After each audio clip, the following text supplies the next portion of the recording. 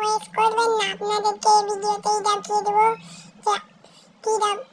যে আজকে আলপনাতে লক লাগা হয় কিনা।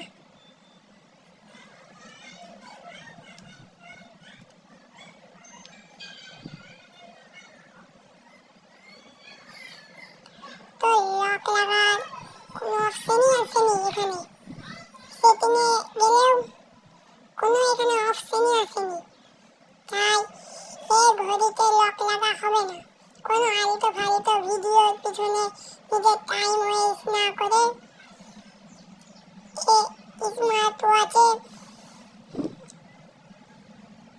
যেই লক দেওয়াই থাকে না এই স্মার্ট ওয়াচে, কোনো ভিডিওর পিছনে আলতো ফালতো না করে এই ভিডিওটা দেখুন।